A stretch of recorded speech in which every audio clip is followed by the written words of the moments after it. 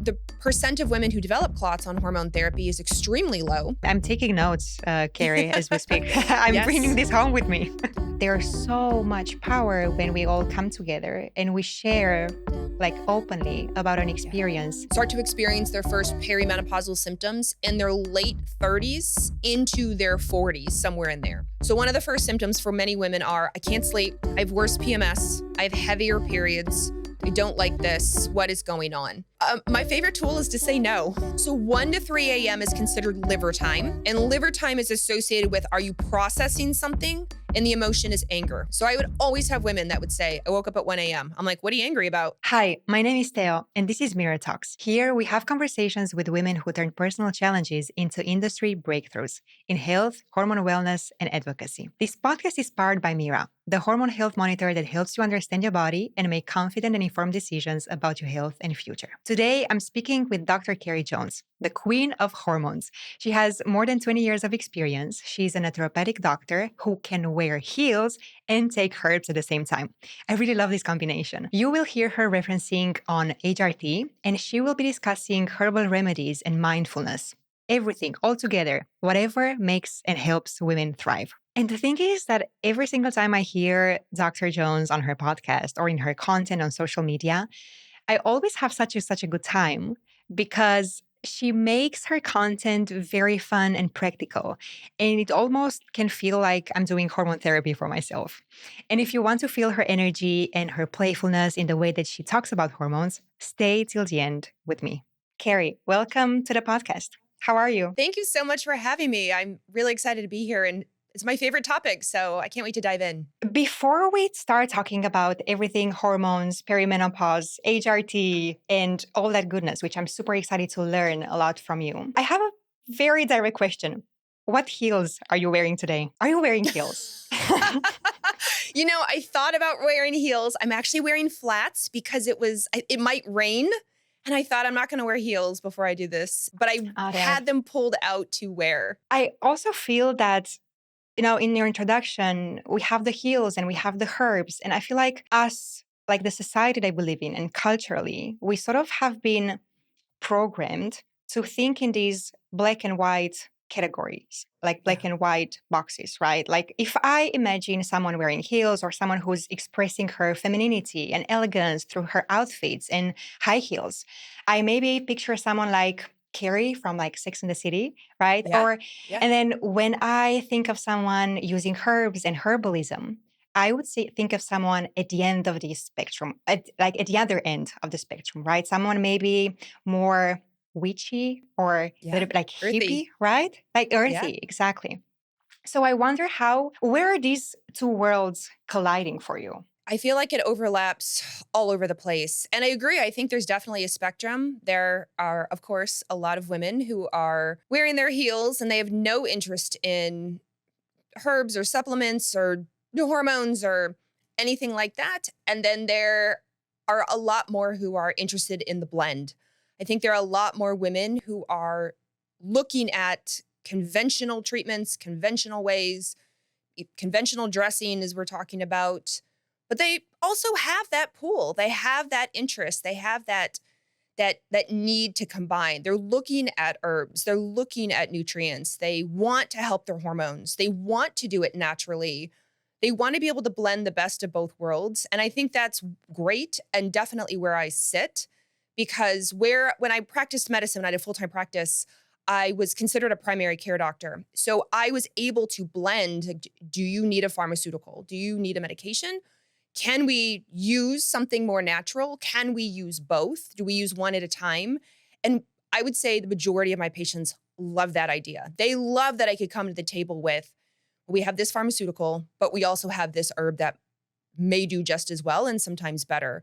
Or we might have to use this pharmaceutical first if it's a major infection, and then we're going to follow up with these things to help you heal and repair and recover.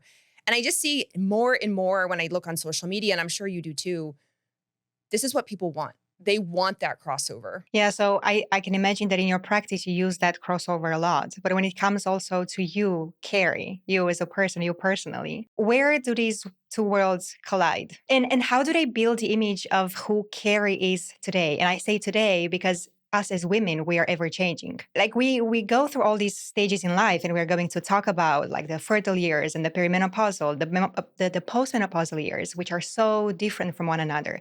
But like the Carrie that is today, like how do these two worlds define or like build the image that you are today? I have been in this world for 20 plus years, 26 years actually. So the combination world has been the majority of my adult life and is something that I absolutely use every day and treasure. A couple years ago at the holidays, my brother-in-law walked into my pantry and said, "You have more tea and more herbs than you have food." And I was like, I know. I love to mix the herbs. I love to use a lot of supplements. I have protein powder and all the natural stuff coming out of my ears. It's just who I am. However, when I need the conventional myself, I don't have a problem with that. If I need to use ibuprofen, if I need to use what we call acetaminophen, you all probably call paracetamol, I don't have a problem with that. When I go to the doctor and the doctor recommends something more conventional for me personally, I weigh that. If I need it, I take it, I use it, I test it. And if I don't, I look for the natural option. So I am definitely myself personally quite the blend of the two, but it does come naturally to me because I've been doing it for so long. Well, you're doing it for, as you said, like more than 20 years. That's really impressive. I want us to go a little bit more back in time where this all started for you. Because I know that, like reading a little bit about your work and your previous years, I remember there was one figure in your life that was a male figure that sort of defined your trajectory in life. Can you tell us a little bit to what, do you know what I'm hinting to? Well, the one that I usually talk about the most is that in health class, when I was quite younger, our health was taught by the football coach. So I always joke, you can imagine how that went, a room full of women trying to learn about health, and it's being taught by the male football coach. It did not go well. And I am from a southern state. I'm from the state of Kentucky. That's where I grew up. And so it was even worse than you can imagine. And so now, looking back, moving forward, I think it's amazing that I got into health in the first place because I started out with such a shaky, crazy, weird foundation on here's what it's like to be a woman. Here's how your body's going to change. Here's what you need to do to stay healthy. I'm like, you have no idea what you're talking about. I need to change this. I need to learn everything that I can. And where did you think that friction, the friction point came from? Like where do you think, what made this situation more inappropriate? Was it the fact that you were being taught like such an intimate topic by someone who was male? Or was it because it was coming from someone who was, trained as a profession to be like a football coach? It was the undertrained part. And he, if I recall, he was quite a bit older. He had daughters. So he was a girl dad, but he would often make fun because of how uncomfortable he was and how undertrained he was. He would often make fun of the health things that women would go through. He would poke fun at the way that his daughters had gone through puberty, or they were older than us, so had already gone through high school. And that was his way to relate to us. And so in the end, it just became this awkward, we didn't learn anything, but we did learn that it was really awkward for him as his daughters went through puberty and as his daughters went through high school. And yet we took away very little. And when I ask women, when I saw patients or when I educate, when I lecture, did you get any of this information when you were younger? The majority of women say no. I mean, the majority of women are like, I remember the basics. I remember, we taught about our period or how not to get pregnant. And that was it. Nobody learned about perimenopause. Nobody learned about actual hormones. Nobody really learned about the menstrual cycle, PMS. It was very black and white, very basic information, at least when I went to school. That may have changed over the many decades. And I think this happens now when you're getting taught health information from somebody who doesn't have that education, who's not an actual licensed, credentialed person to talk about it. This is where all the misinformation comes. This is where fear can arise. This is where people move on thinking a certain way is true and it's actually not true at all. That misinformation stayed with me and I thought, no way. Like had too many women say to me, I didn't learn anything when I was younger. I would have full-grown adults tell me, I didn't know how that worked. I didn't know how my menstrual cycle worked. And I thought, we're going to change that. We have to change that. Yeah. And if we think about how ever changing women are, right? Like to your point, Mhm. hormones play such an important role in our lives.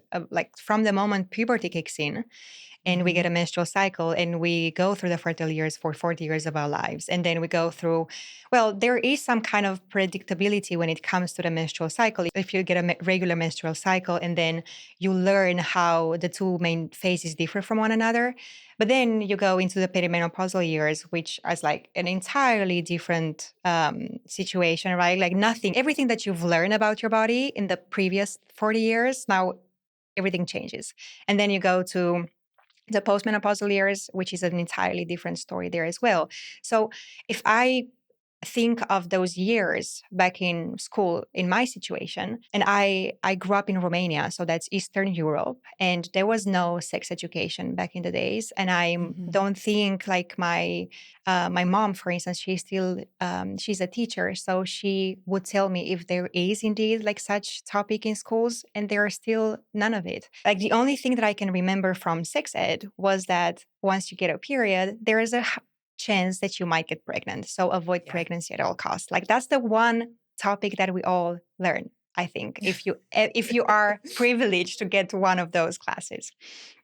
But nothing about hormones. But I wonder, when was that moment for you when you realized that hormones are such an important is such an important topic that defines womanhood and that helps women understand themselves better? I knew from a very young age that I wanted to be a doctor, which was odd because nobody in my family is a doctor. And I didn't have necessarily particularly standout doctors in my life. I mean, I had doctors in my life, but nobody that I thought, I want to be like them.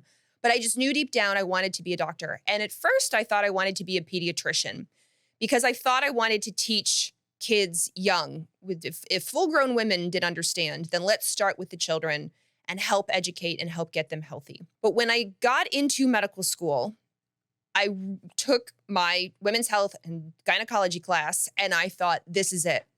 This is what I want to study. This is what I want to focus in. This is what I want to know because it clicked really well for me, really easily for me. At the time, I was in my 20s. And so I was learning a lot about myself, my own hormones, my own menstrual cycle that no one had ever taught me, that I knew the bare basics about. Do you And when I remember what looked, was that? What was that one point that really like was like the aha moment for you? Because I can remember mine when I first learned about when I became obsessed about the menstrual cycle. But I'm curious, what was that story for you? Like, what I was don't the think I have a one thing? single point, but I have an amazing mentor. My mentor was my attending, and she was so passionate about women's health. And she was so passionate about education that the second I started studying under her, it was so contagious. And I thought, okay.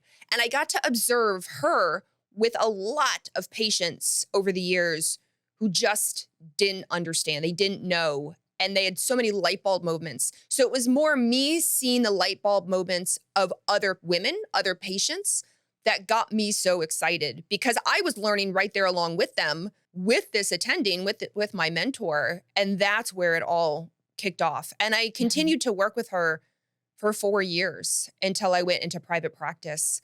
And that's, I think, really was my aha moment, was watching through the eyes of other women where the spark happened. Was there something that you learned about yourself? Because you were saying that at the same time you were learning about yourself and you were exploring who you are as a woman, right? You are becoming a woman in your early 20s. Was there one thing that maybe that was a part of your story as becoming a young woman that got a better explanation now that you understood how the female body worked? It was a lot more, the realization for me was how lifestyle habits play such a big role and play, well, much bigger role than I think anyone was giving it credit for, especially back then, 20 some years ago. So when I was in school, we played and practiced with everything. We played and practiced with herbs. We played and practiced with different dietary choices. We played and practiced with all sorts of neat biohacking things that, are now more mainstream, but were considered very fringe or woo-woo or witchy back then. And so I had the privilege of being able to change my diet and try all sorts of different diets, which is where I realized and learned I can't do gluten and I can't do soy. I've tried lots and lots of herbs, lots and lots of nutrients until I figured out which ones work the best for me and my cycle in particular. I've played with, how does stress impact my hormones? How does time change impact my hormones? How does my digestion impact my hormones? And so because it was such a forefront of my school and my training at the time, that it was almost like a fire hydrant. It was all this information, all this knowledge of like, we're going to teach you about hormones, estrogen, progesterone, cortisol, testosterone. And oh, by the way, here are the 400 things that impact it. And then we'll layer some genetics on top where you're going to understand your own genetics. And so it was 4 years plus 2 years of residency where I felt really privileged to have all of this time to play, all of this time to experiment, all of this time to learn and do it on myself. So I always said to my patients, I don't recommend things for you unless I've tried it on myself. And trust me, I've tried a lot of things. And that's not common. That, in fact, is very rare. Even to this day, we have a better understanding, of course, of lifestyle and hormones. But when you ask, was there a single point?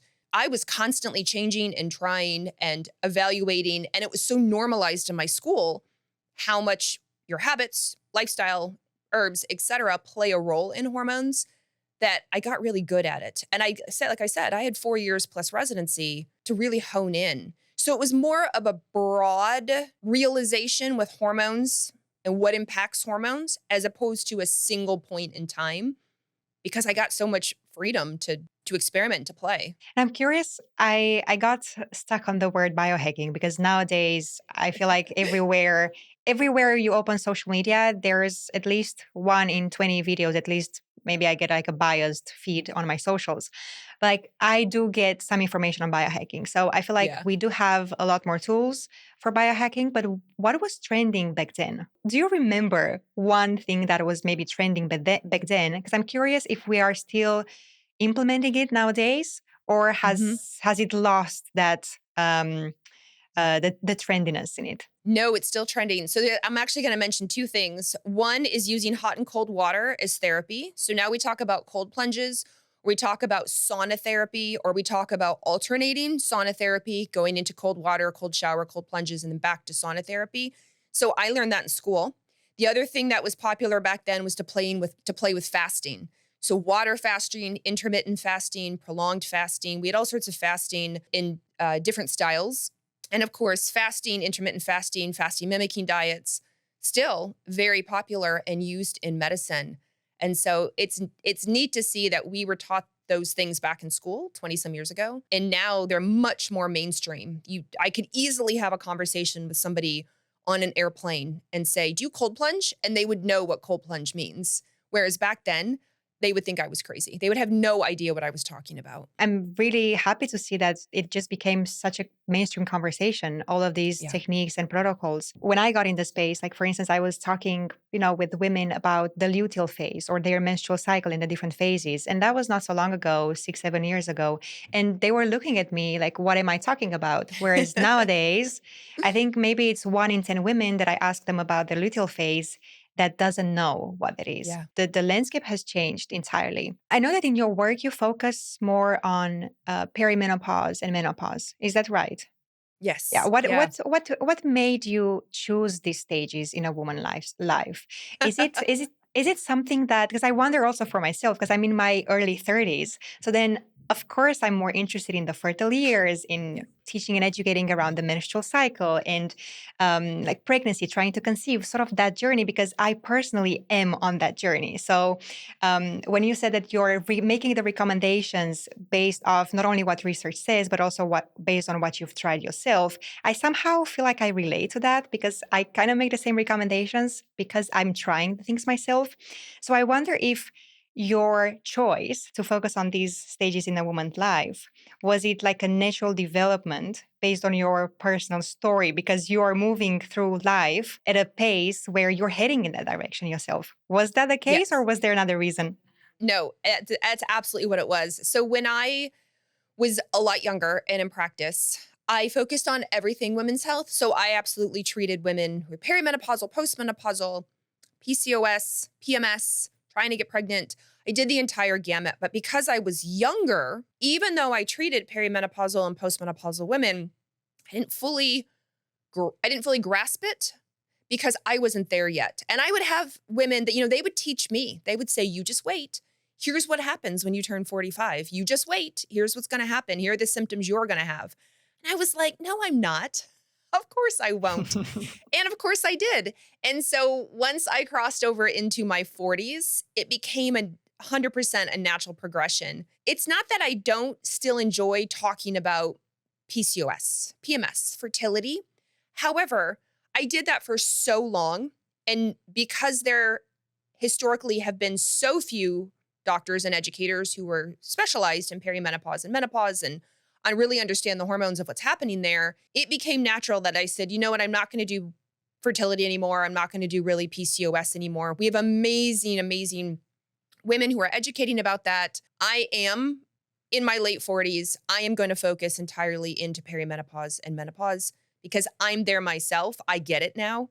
And I understand the physiology that's happening. There's a lot of power in those shared experiences, right? If we go Yes. back to your story with your coach, I think what the main element that was missing there, it was not only in the way that he was teaching it, right, mocking or making little jokes here and there, but it was also because of that lack of a shared experience.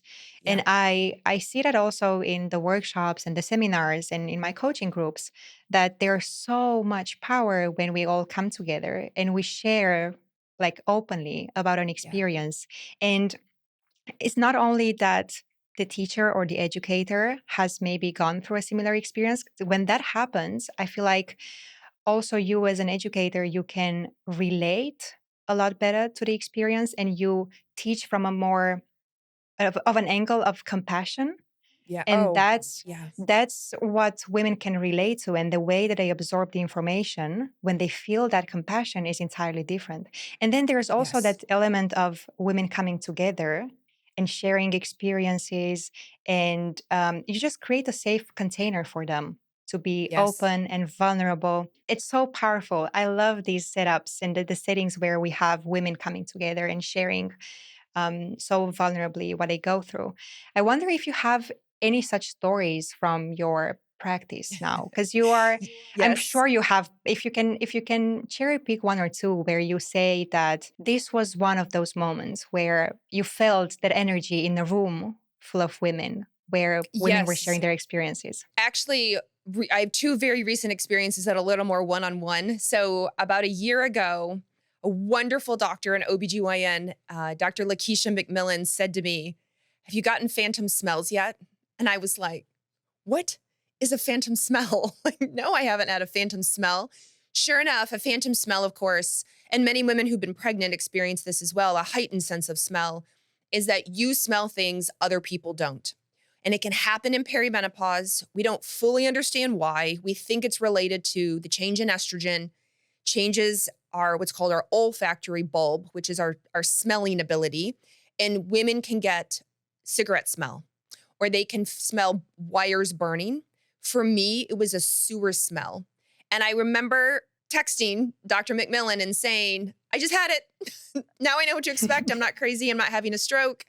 And then I talked about it, and I had so many women on social media write and say, me too, me too. Oh my gosh, I thought I was going crazy. I thought I needed to see a neurologist.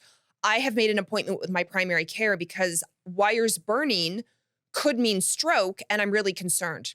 Or I keep smelling cigarettes, and I'm going around the house, and my family thinks I'm crazy. I didn't realize this is potentially a symptom of perimenopause. Wow. And to have that feedback from so many women who were like, me too, I had no idea, was huge because we talk about hot flashes, we talk about night sweats, we talk about insomnia.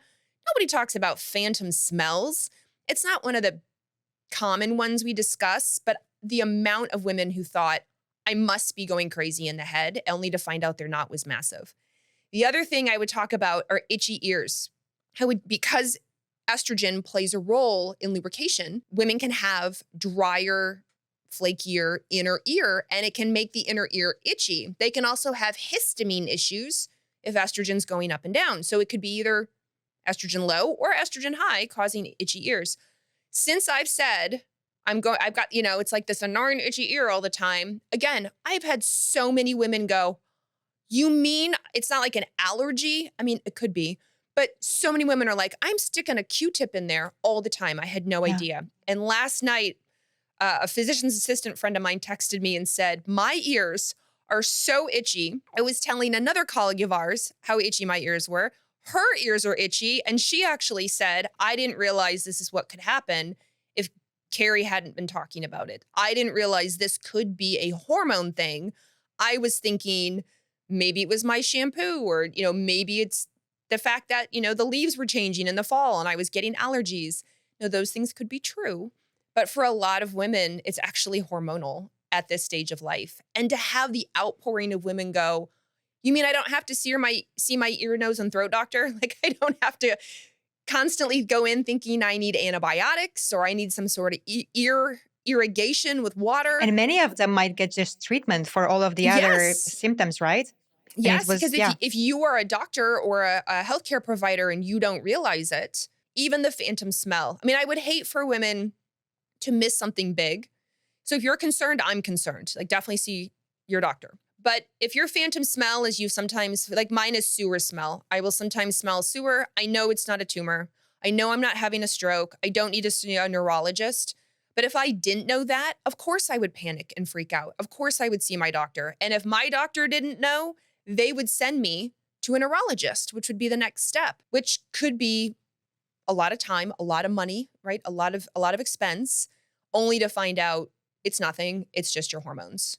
So to know that up front is such a relief for a lot of women. for sure. But are these symptoms one of the early signs of entering the perimenopausal years, or when do they happen? Somewhere in the middle? Well, Can we pinpoint when these symptoms happen? so the phantom smells, itchy ears, they tend to happen more early to mid perimenopause. So what happens is that progesterone tends to decline first. So what happens is women don't ovulate like they used to, so they don't release the egg. In order to make the hormone progesterone, you have to release an egg. So progesterone falls first. So progesterone is calming, it's soothing, it's relaxing, and it helps for nice, easy periods.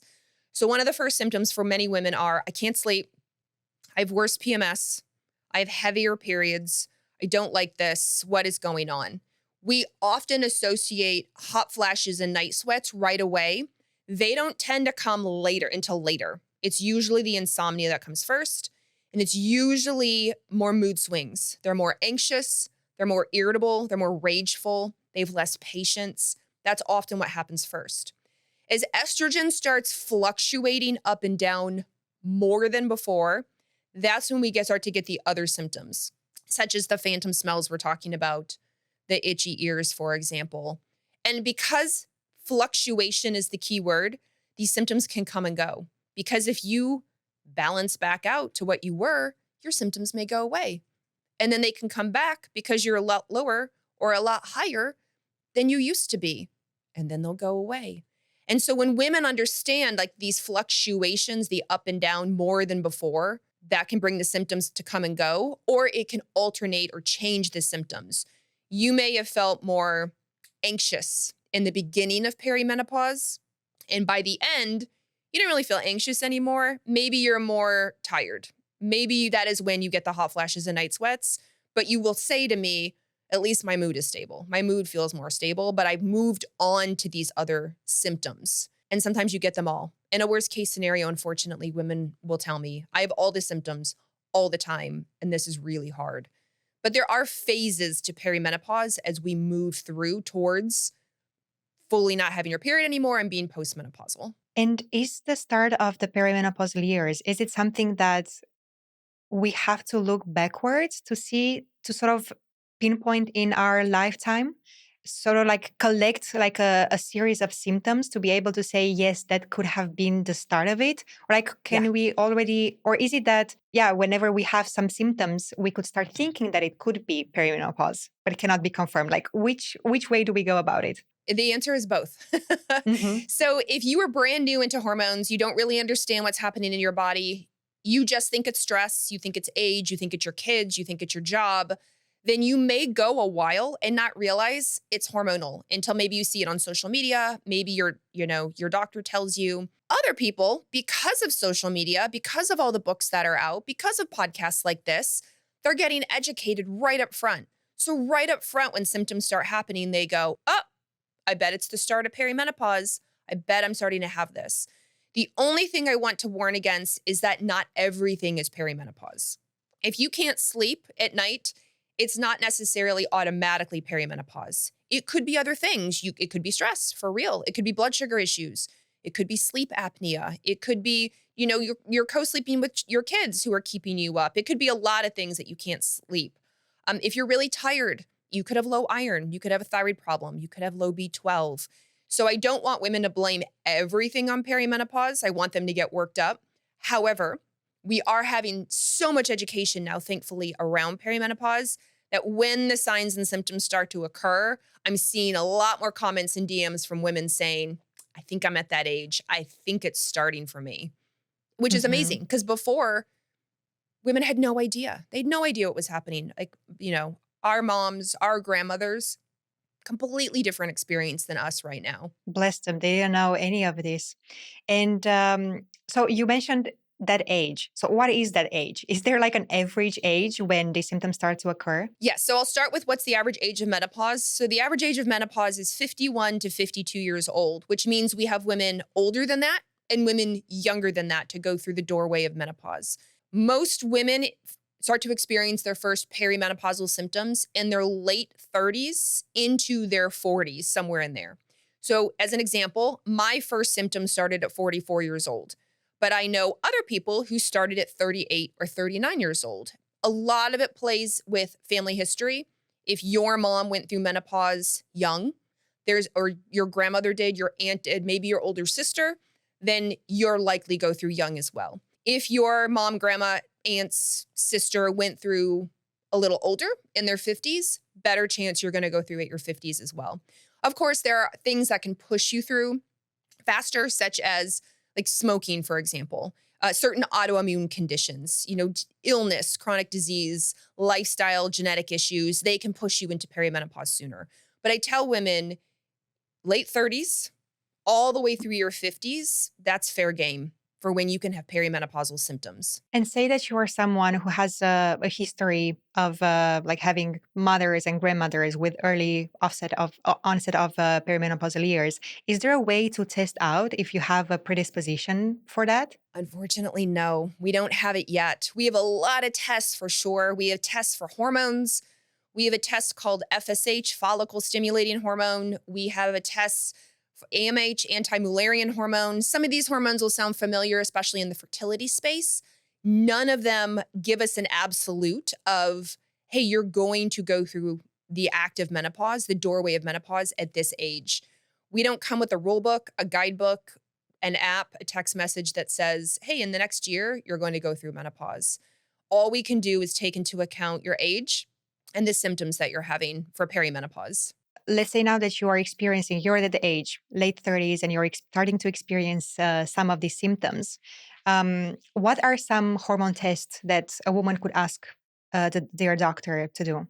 Yeah, and there's a lot of controversy around hormone testing and perimenopause, which I find really interesting because you want to make sure all your foundational tests are run. And by foundational, I mean some of the things I said earlier. I want to know your iron at this age. I want to know your nutrients like your B12 and vitamin D. I want to know your thyroid markers. I want to know your blood sugar and your insulin and your cholesterol because as women move through perimenopause, unfortunately, those markers can get worse and I don't want to miss them. If you are still having a regular cycle, you generally get a period every month, you feel like you still ovulate, then I will test your hormones. I will check your estradiol, which is a form of estrogen. I will check your progesterone. I will check your testosterone. I'll even check your cortisol, depending on what your symptoms and stress are.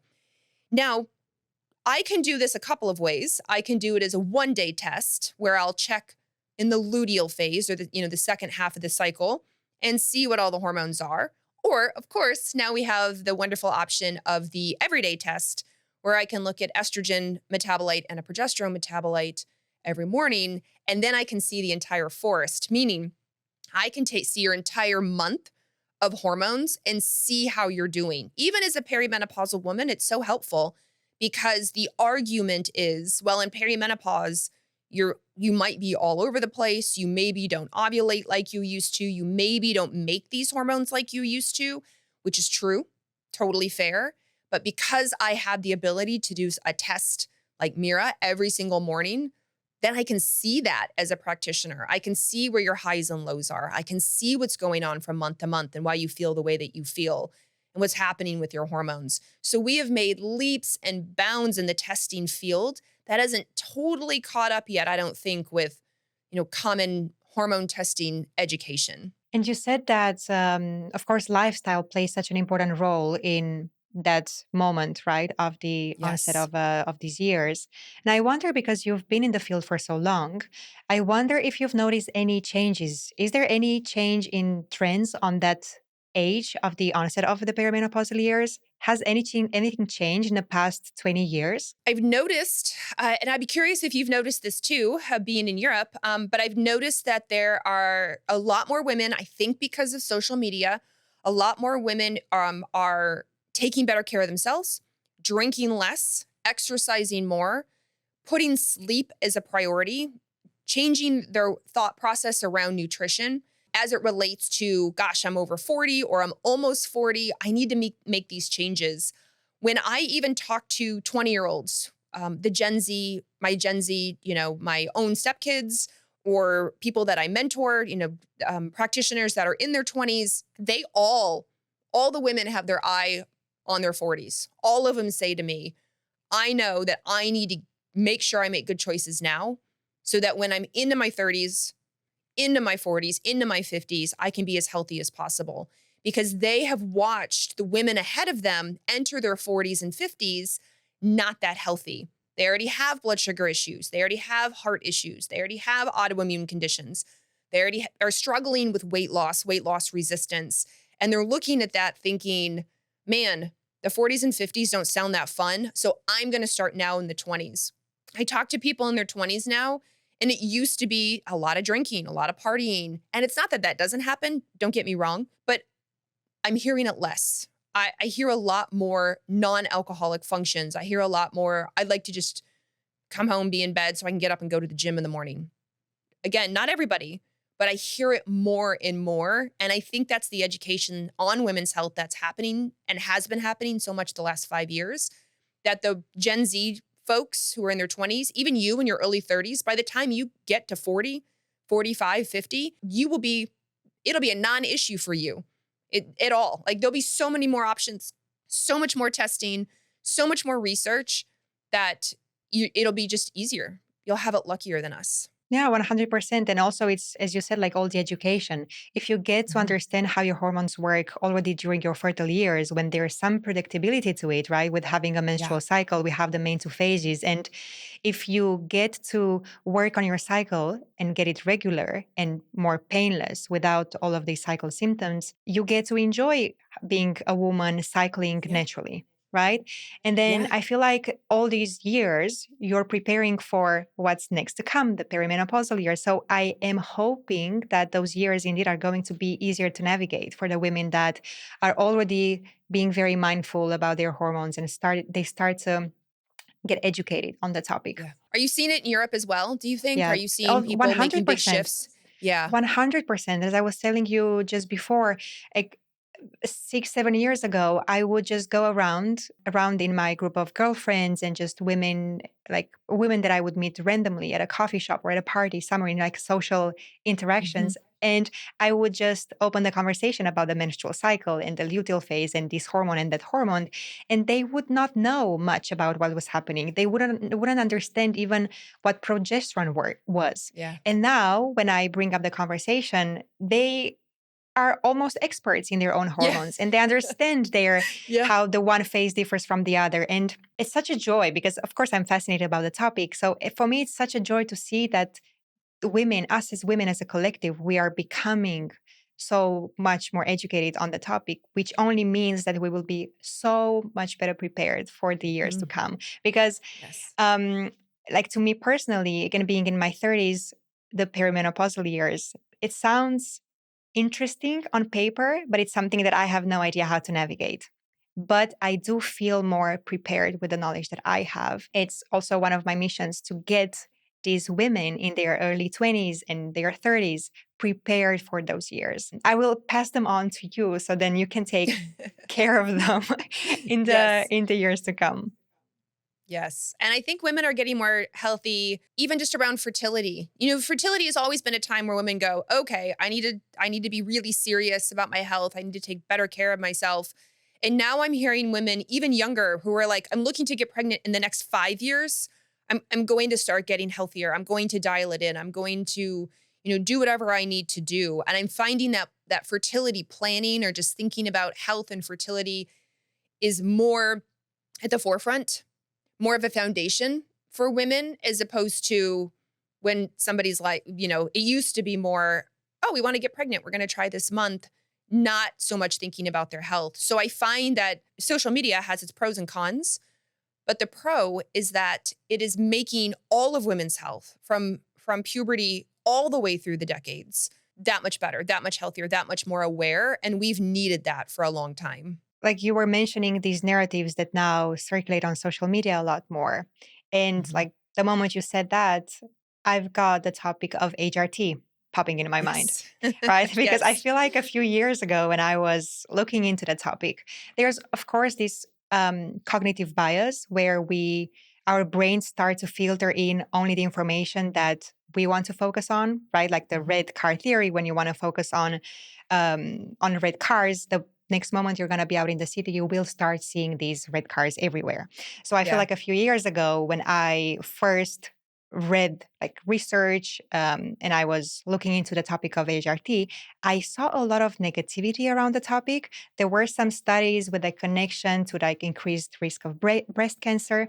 But nowadays, when I research again the topic of HRT, I feel like the narrative has changed a Yeah. little. Like we've got much more support and encouragement for women to get on HRT. For everyone listening, HRT stands for hormone replacement therapy. I would love for you to tell us well everything about What HRT. happened? No. Also, have you noticed the same shift in the narrative around the topic? Yes. Oh my gosh. Yeah. So I was a second, maybe third year medical student when the Women's Health Initiative came out. So the Women's Health Initiative was the study that made all the headlines and all the news that said basically hormones cause cancer, stop your hormones immediately. So women all over the world stopped their hormones and never went on hormones. Now, I was in medical school and I had that wonderful mentor, my attending, who said, we're going to be careful, but we're still going to prescribe hormones. And even back then, we only prescribed what we would consider bioidentical. So it looked just like your body. So estradiol for estrogen, progesterone for progesterone. There are synthetic forms, and that's what the study was on. The study was on the conjugated equine estrogens called CEE, which is synthetic estrogen, and a progestin, which is a synthetic progesterone. Unfortunately, a lot of studies will confuse the two. They will talk about progesterone, which is like the kind in your body, but they will call it a progestin. So even at the end of the study, they'll say, well, there's problems with progestins. And it's like, but it was progesterone you were testing. Or they will call it progesterone when it was really a progestin. So even in the land of research, naming is important, words are important, and there's been a lot of confusion. But what ultimately ended up happening with that study is that they found that if a woman was on a combination of the synthetic estrogen and the synthetic progesterone, a progestin, that she had a slight increased risk of breast cancer. If she was just on the estrogen alone, the synthetic estrogen, she had no increased risk of breast cancer. In fact, there was a decreased risk of breast cancer. But that didn't really come out as a more nuanced conversation and updated research for 20 years. I mean, it's only been in the last couple of years that the HRT conversation has taken a complete 180 where we've been talking about this. Now, People still have a lot of fear around hormones. They have a lot of fear around breast cancer, understandably, or even things such as blood clots. The black box warning has been taken off of all hormone therapies. And the amount of comments I saw on social media of women who were like, don't they know hormones cause clots? As if it's 100% guaranteed. It's like automatically going to cause clots.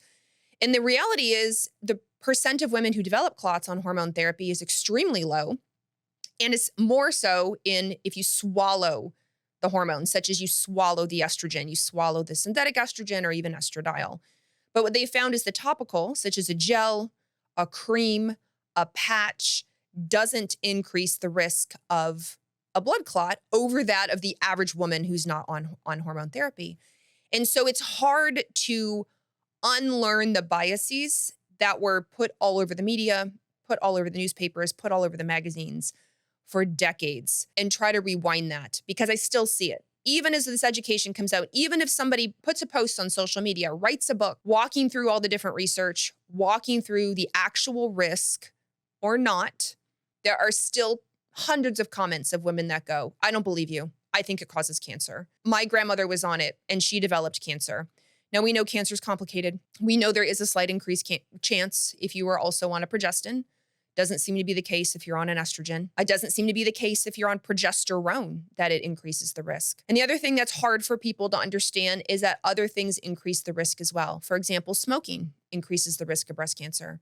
Alcohol consumption increases the risk of breast cancer. Being overweight or obese, having a sedentary lifestyle, not exercising, increases the risk of breast cancer. So I fully understand. I don't wish breast cancer on anyone, but also it's not hormones that are single-handedly the reason for breast cancer or the reason that we need to be as afraid as everyone is. It's a similar story also with birth control. I feel like birth control has like hormonal birth control, right? It has its own pros and cons, of course, but I feel like it's a responsibility of the practitioners on the practitioner's end to ensure that they provide sufficient information for the patient to make an informed decision about their health. Because at the end of the day, it's going to be the patient's choice, the patient decision. But as long as you're being provided with sufficient information to be confident in that choice that you're making, that's what the role of the practitioner should be. Because to your point, like it's not just the exogenous estrogen that are causing these increased risks of different other diseases. It's also the lifestyle that you're having, right? Like and that lifestyle, that's the choice of the patient. And is very controllable. And I think that's what surprises people. It's the route, it's the type of hormone you're choosing. It's the route of the hormone. So let's say you're going to swallow your estrogen in a capsule or is part of the birth control pill. Yes, there is a slight increased risk chance for blood clot.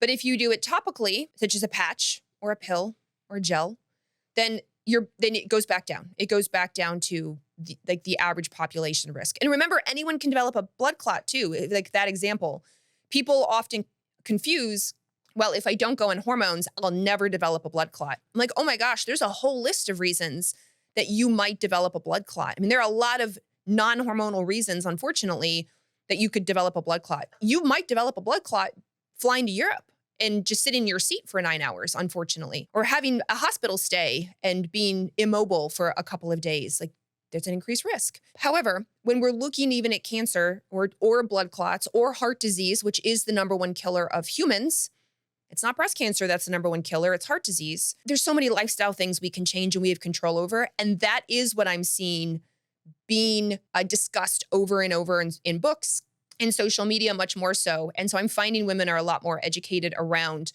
like how much protein to eat or how much exercise to get, especially as they get older. Even environmental endocrine disruptors. There's plastics, parabens, phthalates, fragrance. Like, these are starting to make mainstream news articles and in magazines and being discussed, where now people are drinking out of their stainless steel and their glass and, they're being careful of their fragrance and what they put on their skin and what they wash their hair with and what their detergent is. So that's even starting to make shifts which is all for the better because we know those can contribute to the bucket as we fill up your bucket of do you develop cancer? Do you develop heart disease? Do you develop a blood clot? We have a control over a lot of it. Not all of it, but a lot of it. And there are so many areas in your lifestyle that you can make changes. I know that they can also feel like a relief, but also like an overwhelm because, Yes. where do we start? Like, if you are now, let's say, having us like you're someone in your late 30s, you're starting to feel these symptoms of perimenopause. You're considering HRT, but you have more like a sedentary lifestyle. You're not paying much attention maybe to your nutrition, not the products that in your household, etc. Where do I start? What would be the one area that you say has the most impact? One of the things that I love is to talk to your practitioner about getting testing. Let's see where you are. How is your thyroid? How is your glucose? How is your vitamin D, your B12, et cetera, et cetera? How are your hormones? I want a baseline because I want to know where you are in your late 30s, for your example, because I'm going to track that over time as you get older. And you should track it too. I tell people, don't just leave it up to your healthcare practitioner. You get a copy of your labs too. This is you we're talking about. Let's track it over time. And then what sounds good to you? What can you change? I have people that go, I'm not ready to change my diet yet. That sounds overwhelming, but I am willing to walk more, or I am willing to do YouTube videos for exercise. Or I have people that say, I've been drinking a lot. Life has been really stressful. I think I'm going to cut back on drinking. I'm going to just, have a glass on Friday or Saturday as opposed to several days a week. Great. Or people will say, as I run out of my deodorant or my kitchen cleaner spray or my shampoo, I think I'm going to buy something that's maybe a cleaner, better option for my household, for myself. And I'll just do it one at a time. And I support all of that. I know it can feel overwhelming. I know we're getting bombarded with people where it feels like a full-time job just to take care of yourself, because we're hearing all about how much protein you need to eat, how many plants you need to get, how much fiber you need to take in, and, get 10,000 steps a day and make sure you're jumping and make sure you're lifting heavy and make sure you're working on your stress and. If you've never done this before, this is your step one. You're in the first chapter of you changing your life. It's just the first chapter. And anything you choose to make your life better, you win. Anything you choose, it's going to make your health better. And then you just add slowly to it. Be mindful of what you're consuming on social media. Don't feel like you need to take on everything at once. That's only going to make you stressed out and overwhelmed. And I do not want you stressed out and overwhelmed in this phase of your life. You're probably already feeling stressed out, overwhelmed, and burned out. The other thing I will say is that the body makes the biggest and the best changes when it's in a state, what we call a parasympathetic state. Your rest, your digest, your repair, your heal, your detox side of your nervous system. So you maybe have heard the word nervous system on social media. And basically, when your body feels calm, it feels happy, joy, safe, then it can activate all the things to get you feeling your best. It'll repair your skin, it'll grow your hair, it'll detox better in your liver, your digestion will be better. So I tell women, if everything feels overwhelming, at the very least, what can we do to get you feeling safe again? What can we do to bring joy into your life? What can we do to get you feeling connected to your friends, your family, your circle? You and I talked earlier about when women get together, amazing things happen. When was the last time you had that, either with one person or a whole group of people, where it just, filled up your cup of community? Then just start there. Take self-care seriously. Put yourself as a priority a lot, and then add in the other things that we've been talking about. Yeah, to your point, self-care can be so simple. It doesn't necessarily have to start with like purchasing like an entirely new collection of shampoos and perfumes and revamping your cabinets. It can start with just hugging your friends, petting your pet, Yes. right? Like, I'm wondering, what is your one favorite tool? If you have one favorite tool to support the body switch to the parasympathetic nervous system. My favorite tool is to say no. So My favorite boundaries. tool is a word. Yes. And I'm a very big fan of, people talk about like setting boundaries or taking care of themselves. And we are overscheduled. we have too much on our plate. We have a lot going on in our lives, usually because of, obligations, family, business, school, children, what the world, the news, whatever it is. And the more you can say, that actually doesn't serve me. Like, no, thank you. Thank you for considering me, but no, I'm going to not put that on my plate, not put that on my calendar. The things that you don't have to, let's say no. And I find that frees up more space for the things you really do love, you really do enjoy, or just free time. When was the last time you had free time where you could just sit and read a book you thoroughly enjoyed, or take a bath, or do a craft, or whatever it is, see your friends?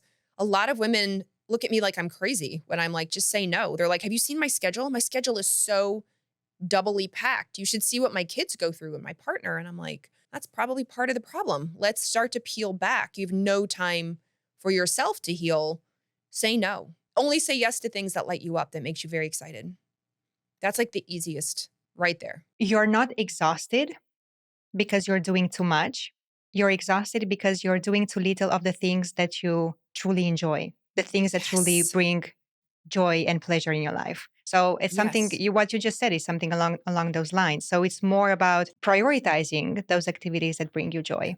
But how do you do it practically? Because you said it, like you're such a busy woman, like you have all of these commitments. How do you practically create time in your schedule? Do you have like a tip that you can share maybe in your like Google Calendar that you use? Like do you actually create time slots for yourself? How do you do it? Yes, I do. I will say, and I have heard this many, many, many times over, that for some reason, once you get into your 40s, you become less, you care less. There's a whole movement online. She's a creator. Her name is Creator Melanie, and she is the We Do Not Care movement. And so it's this, I mean, like millions of women have joined this movement of you just become stronger, you become less tolerant of things. And so it does become easier as you get older and you become more in line with your authentic self. Obviously, I'm aware there are things out there you would like to say no to and you just can't, whether it's for family, your children, your partner, work, whatever it is. But I do find a lot of people have guilt or shame or people please. And so even the things they could say no to, that they could get off their schedule, they don't. Out of habit, it's a habit that a lot of women have, is they say yes. So for me, yes, I block out time in my calendar. I am very protective of my nighttime, my bedtime routine, and winding down. I drink tea. I read a real book as opposed to like a Kindle. I have a Kindle for travel, but I prefer to read a real book and not have that light. Enjoy, just relax. And the same goes for when, like yesterday, I happened to have a big block in the middle of my day and I went to lunch with my husband and we had the best time just having a very relaxed, easy lunch. A girlfriend of mine was like, do you want to get together for brunch this weekend? I was like, I would love to. That lights me up. That sounds fantastic. But I build in that space and I'm not apologetic about it most of the time anymore. I was definitely more apologetic for it in my 30s and probably younger 40s. And lately, thank you, Creator Melanie, I just don't care. I'm like, why would I waste my time, my energy, my space, my stress on some of these things? Thank you. Thank you for including me. Thank you for offering it to me. Thank you for inviting me. No, thank you. I won't be there. I won't be able to do that. That doesn't fit my schedule. And it's made it so much nicer, so much easier. So it sounds to me that the perimenopausal years, there's an upside to it. Like it gives you There's totally an right? upside to it. Yes, this is a huge upside to it. You become, once you come all the way through and into menopause, we joke, we call it reverse puberty. So if remember, we all remember puberty.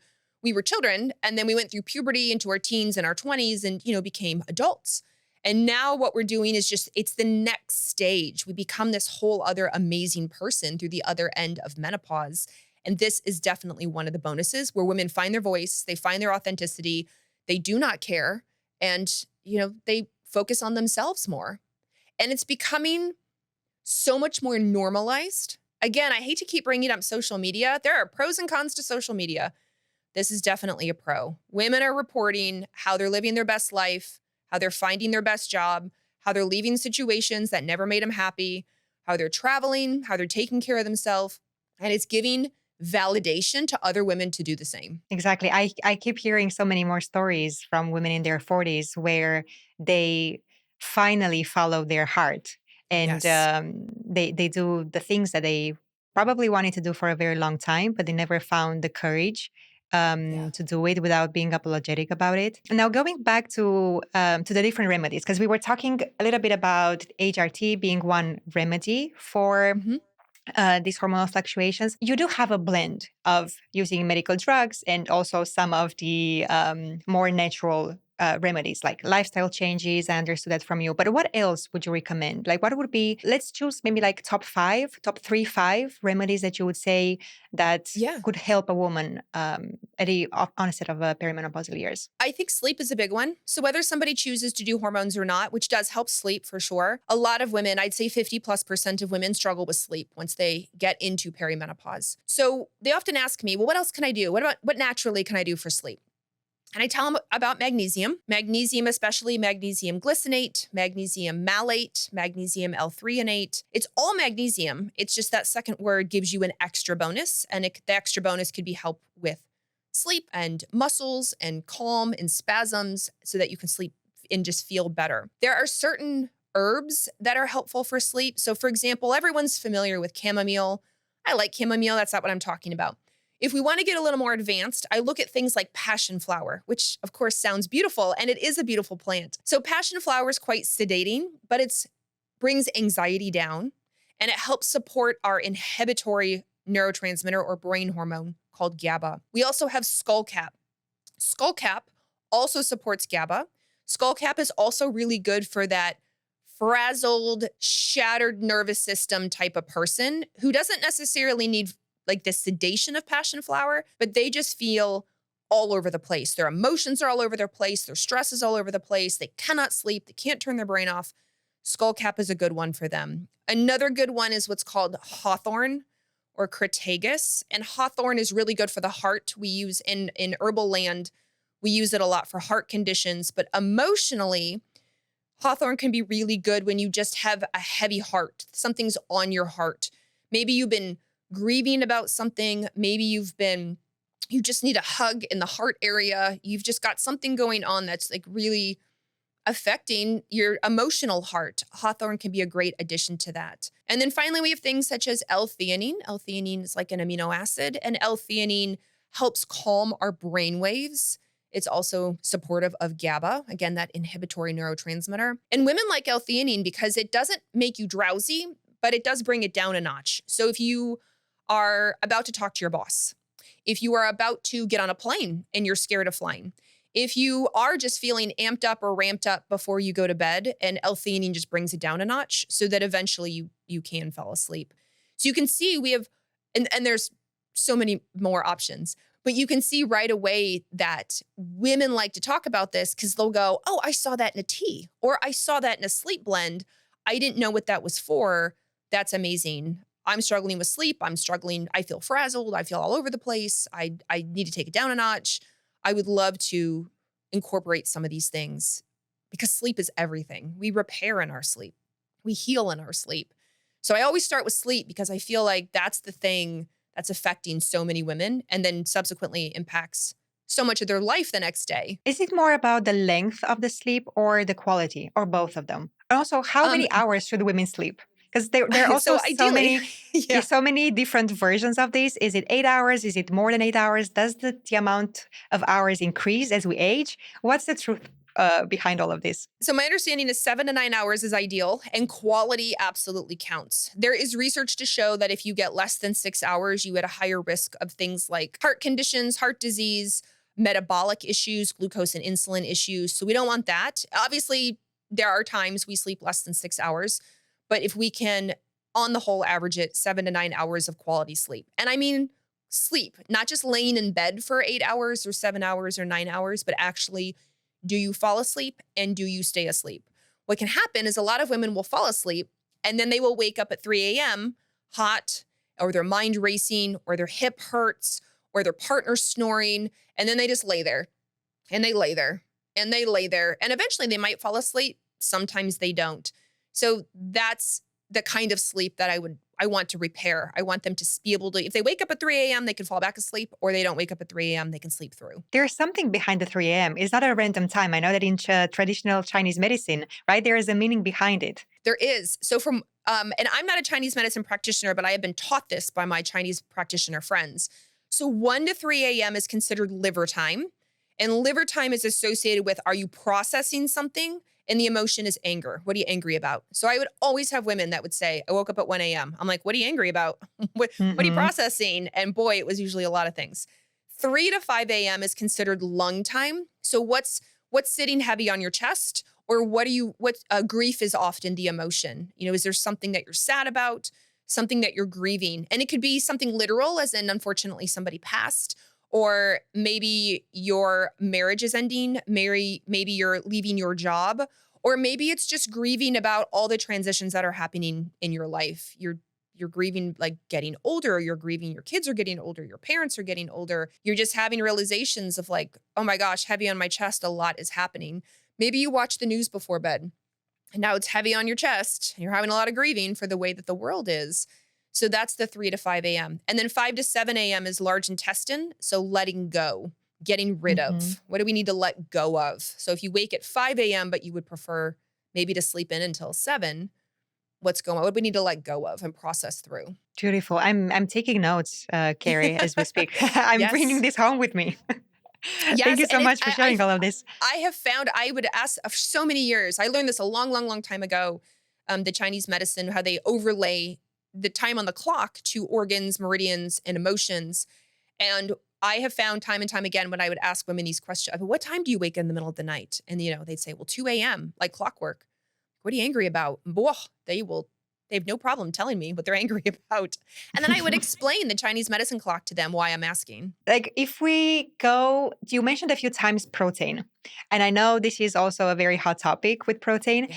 Does the amount, because that's at least how I know it, that the amount of protein that a woman is recommended also increases with age? Is that something Yes. that you also recommend in your practice to women to increase the amount of protein? I know that nowadays protein is such a hype word, and we see it everywhere in the 45 Yes. cereal, it's in the yogurt, it's almost on every other label. And Yeah. also, if we talk about protein, I also want to talk with you about fiber, because I Oh, started yeah. noticing fiber almost like getting the same attention that protein used to get like 4 or 5 years ago. So Yeah. I foresee a trend with fiber in a few years where we're gonna see almost everything being fortified and having that additional fiber in.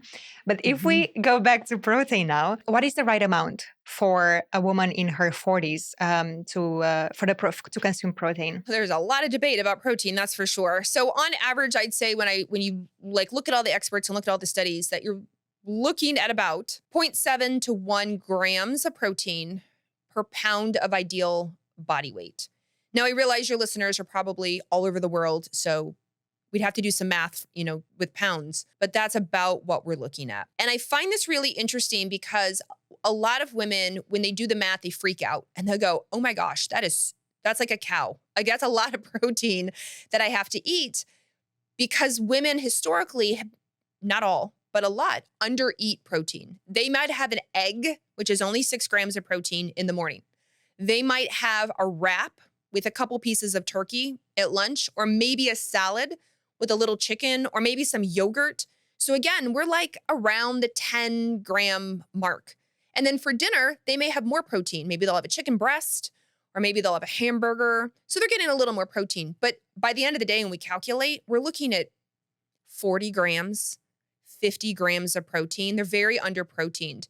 And proteins, when they break down, make our amino acids. They're the backbone to a lot of things in the body. If you want to grow hair, you have to have enough protein, right? If you want to build muscle, you have to have enough protein. Like if you want to do anything that involves amino acids, you have to have enough protein intake. And so I think this was a real eye opener when it came out of how much protein women actually probably need, especially if women are working out more, lifting heavy weights, walking every day. They're probably going to need more protein than they think. And I see that also in my coaching practice. I have so many women who tell me, "Hey, but I eat healthy. I eat enough Yeah. protein." So then we say, "All right, let's map it out." And we see what they have on a daily basis, and then we do the math, and it turns out that there's not enough protein. And that's usually Yeah. the case. Because to your point, just having 1 or 2 eggs in the morning for breakfast, that's clearly not sufficient protein for that meal. How do you suggest women incorporate more protein throughout the day? Are protein powders like a good alternative, or is it nutrition as in like food food only? What's your recommendation? I'm both. And there are definitely people out there who don't like protein powders, who are against protein powders, and who say things like, oh, it has to be food or food first. And of course, I'd prefer food first. If you can get protein, whether it's non-meat sources or meat sources, whatever works in your diet throughout the day, that's ideal. But a lot of women can't, or they need a little extra, or they're on the go, or they're traveling, or they're sitting at their desk at work, and they don't have the time or the energy or whatever it is to go get a whole bunch of protein or make a whole bunch of protein. So I'm fine with the protein powders, quite honestly, used as you need a couple times a week, or when you travel, or when you're in the days you're in the office, or the days it's crazy with the kids. I find the protein powders really come in handy in a pinch. I will say though, protein powders are quite processed. So whatever protein powder you get, you really want to make sure you read that certificate of analysis, because we want to make sure the protein powder doesn't have like heavy metals in it. I don't want it to have a whole bunch of flavorings and, sugar that you don't need. Most of them don't have gluten or other like even food dyes or additives, but you should probably check first, because I don't want you to be skipping just pure protein from vegetarian or animal sources in favor of something that's cookie dough flavored, full of sugar, food dye, and, was created somewhere that has a lot of lead in it. Like that's way worse off. So you do have to be very picky on your protein powder source. Yeah, and nowadays we do have a lot more very good sources of protein powders. I feel like Yes. especially in the States, actually, I have a few favorite brands that unfortunately are not available in Europe. In Europe, we don't have that many options, as Mm, you're very fortunate because you have beautiful brands that are so more conscious about the ingredients, without the fillers, without the additives. So there's a large variety of very good, trustworthy protein brands. It's yeah. just that you need to do a bit of work, a bit of research, right? Like check the ingredients and see that indeed it's a trustworthy brand without many of those nasty additives. And then Yeah. quickly about fiber. What's your take on Yes. fiber? I am a fan of fiber, especially because I am very much more a plant forward person. I think it's important. We get our fiber a lot of it from our fruits and our veggies, even from the fiber sources. So, for example, there is well, I guess it's a tuber, or a root. It's called jicama, which starts with a J, and you peel off the outside skin, and then the inside, it kind of looks like a potato, but it tastes a little bit sweet, and then you chop it up. It's like the best snack ever. It's full of fiber. You put a little olive oil and sea salt on it, and it's absolutely delicious and fantastic. And Where do then, you get it from? Is it like in shops or oh, like farmers markets? I- I believe it's normally from Latin America, Mexico. That's where it's all typically right. grown. But you just get in the vegetable section of the grocery store if it's in Never heard season. of it. Never heard of it. But it is one of When is my the season? favorites. And when I'll be honest, a lot of people don't know what jicama is. So when you get it, it's like this little brown tuber, this little brown root. And people are like, what is that? When you go to check out, they're like, what is this? Hmm. Like, oh, it's jicama. It starts with a J. But, you find these really fun ways to get more protein in. Things like artichoke. Artichoke has a lot of fiber in it. And if you like artichokes, start incorporating artichokes. Even your leafy greens, your broccoli, eggplant, like rotating in and out your different vegetables is great. Now, let's say, much like the protein powder conversation, people will say, well, can I just add in fiber powder? Can I do ground flax seeds?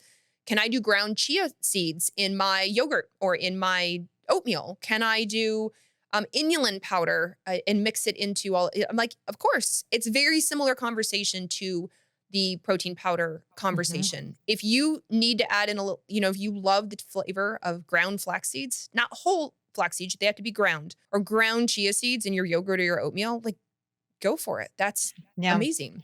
Is the addition of some extra grams of fiber. Love that. Yeah. Well, I've got so many notes already on like I have this little notebook with me all the time, and I make all the notes that I want to take home and apply immediately. So thank you for sharing so many different remedies, the natural remedies, wonderful, and also all the information on the hormone replacement therapy. We are building a little tradition on this podcast. So, to wrap it up, we're asking all our guests a series of questions. We call them the fire questions.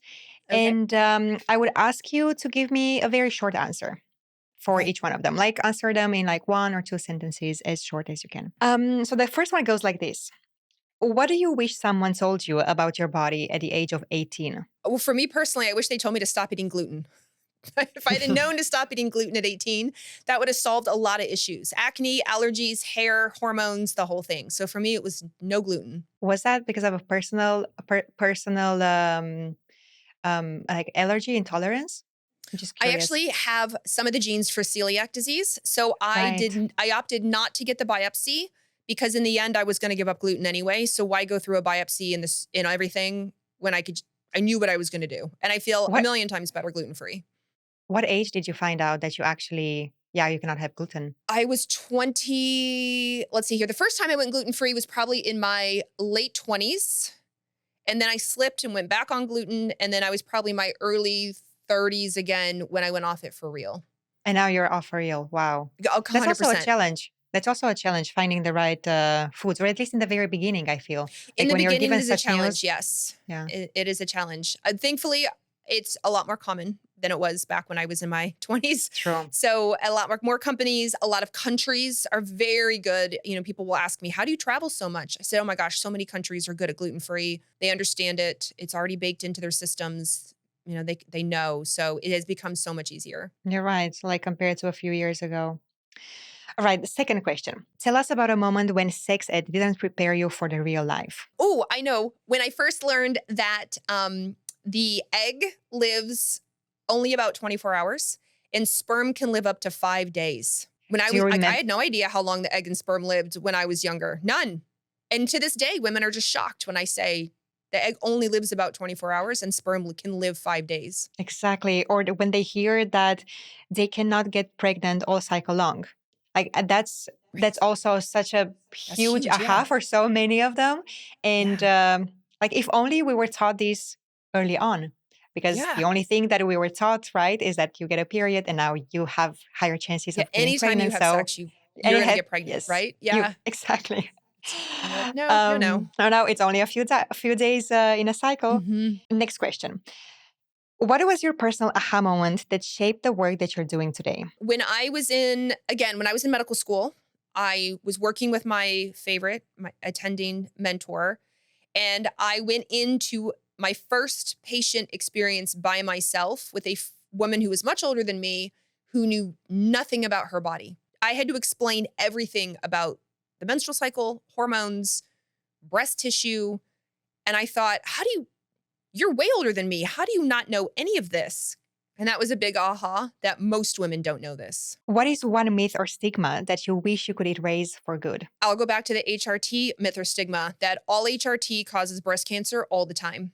That is a major myth, big stigma. And I think the work that you're doing today, just speaking about it and educating women Mhm. about it, because I think that's the way that we destigmatize a topic, right? Yeah. Just by simply talking about it and making Yeah. it a more casual conversation, so that women can get informed on the platforms that they are most active on social Yeah. media, in podcasts like this, in different conferences, or yeah, more informal setups, but make it a conversational topic. So thank And you. Thanks so much for your I work. see women rushing to educate, which I think is really neat also. Somebody will comment, oh no, hormones cause cancer. And I will see a sub thread of so many women that will go, oh, here's this resource. Here's that Love resource. Have you that. read this book? I think you have this wrong. Like that's not how it works anymore. Like we've learned so much. And to have women rushing to educate other women, and they're not doctors, they're not healthcare providers, they're not coaches, they're just women in a sub-thread who have educated themselves and are also helping the education. And I love that. Oh, beautiful. I know exactly what you mean. I love those Mhm. conversations. Just to witness the conversations in the women in my community, for instance, and Yeah. just seeing that they also go deep on a topic and they become so passionate about educating themselves on that topic and finding the truth for themselves. Yeah. Ah, it's Yeah. beautiful. It's really rewarding to see that. And yeah, the very, very final question. Um, is there something that maybe I didn't ask you, but you really wished I did? I actually have a quote at my office at home. And the quote is healing happens at joy. And I talked about joy and safety and the nervous system earlier. And I think this is just a really, really big one, especially nowadays. There is a lot of stress, there is a lot on our plate, there is a lot going on. And to try to remind yourself to find the little pieces of joy in your day because healing truly does happen at joy when our nervous system clicks over into the I feel safe, I feel in community, I feel good, I feel happy. So whether it's just the funny memes when you're scrolling, whether it's something cute your cat did, whether it's hanging out with your family, reading your favorite book, it doesn't have to be momentous occasions. The little pieces of joy through your day, that's what helps the healing. Beautiful. Yeah, exactly. Self care and wellness can be simple. We don't have to overcomplicate it for ourselves. Thanks so much, Carrie, for all the work that you do, for educating us all. I enjoy listening to your content on social media, also your podcast. You have such a beautiful energy also when you talk about these topics. I can clearly see through the way that you're um, talking about it all, how excited and how passionate you are about it. So, Yeah. really, thank you. Thanks for the conversation, for all these nuggets of wisdom. As I said, took loads of notes with me at home, and I'm sure that all our listeners have learned a lot from you today. Well, thank you. I really appreciate it. This was Mira Talks. Subscribe on YouTube or wherever you're listening to podcasts. And if this episode spoke to you, don't keep it to yourself. Tap the likes, hearts, stars, but most importantly, hit share. Send it to a friend, drop it in your group chat, or post it in your stories, because every share helps more women learn more about their bodies and live their lives free from the limits of shame. Check our website, miracare.com, for tools, helpful articles, and free ebooks. And use the code ListenToMira for a special discount. And don't forget to follow us on social media for more. See beyond the guesswork, track your hormones, and take control. Mira Ultra 4 is the most advanced at-home tracker, monitoring 4 key hormones in one test to reveal the full picture of your hormonal health, with 7 times more accuracy than other trackers. Irregular cycles, hormone imbalance, or struggling to conceive, Mira gives you answers to spark action. Feel sure, not stuck. Try Mira Ultra 4